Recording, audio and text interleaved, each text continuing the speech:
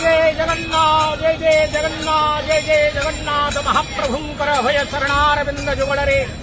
पावन पुरुषोत्तम क्षेत्र श्रीक्षेत्र सिंहद्वार निकटरू आज पवित्र राधाष्टमी शुभ दिवस शुभ बेलारे हार्दिक अभिनंदन गणित भक्तमान आगो मो आराध्या राधा तोहरे मो मन रहु सर्वदागो रहु सर्वदागो तोर दर्शन मिलू सदा सयनी गो आज पवित्र राधाष्टमी परम आह्लादिनी शक्ति राजराजेश्वरी मां राधा रानी आज आविर्भाव पवित्र समग्र आर्यावर्त भारत भूखंडरे मां राजराजेश्वरी रासेश्वरी भगवती राधा रानी जन्म जयंती पालन करा जाए किंतु पावन पुरुषोत्तम क्षेत्र वृंदावन छिलेन कृष्ण आछेन लीलाच केतबळे वृंदावन लीला करुथिले कृष्ण किंतु राधांकर सहित नित्य दैनंदिन महाप्रभु पावन पुरुषोत्तम क्षेत्र लीला करुथिले लीला क्षेत्र पुरुषोत्तम क्षेत्र रे राधाष्टम नीति विधि विधान परंपरा अनुसार अनुष्ठित होई महाप्रभुंकर दैनंदिन नीति मंगलारती संपन्न करे नित्य अवकाश गोपाल वल्लभ भोग सकाल धूप पूजा बहि सारिबा परे मां शांतानी अर्थात महालक्ष्मी श्री महालक्ष्मी जगन्नाथ निकटरू महालक्ष्मी मंदिर पूजा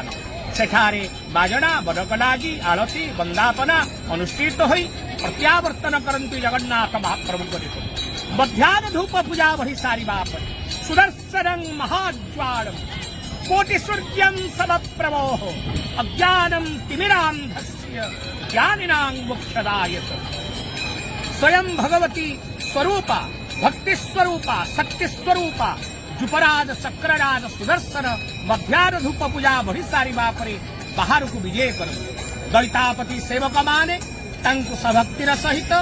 आज्ञाबाण प्राप्त होई सुदर्शन महाराज जगमोहन को आसंती विमान रे चौदल रे विराजमान करिवे एवं सुवर्ण अलंकार द्वारा भूषित होई महाप्रभु चक्रराज सुदर्शन श्रीमंदिर को बेढ़ाटिए परिक्रमा करी यात्रा करिवे जम्बेश्वर मंदिर निकट जम्बेश्वर मंदिर निकटरे स्वयं चक्रराज सुदर्शन उक्त मंडप उपरे विराजमान करिवे सेठारे आरती पुष्पांजलि वंदापना अनुष्ठित होई सारे पथार श्री जगन्नाथ मंदिर समस्त आय व्ययर हिसाब अटकल हिसाब आदि शांतानी मां राधा शांतानी जम्बेश्वर मंदिर रे निकटरे जगन्नाथ मंदिर हिसाब पत्र तेणु भगवती कल्याणमयी जगज्जननी आज जम्बेश्वर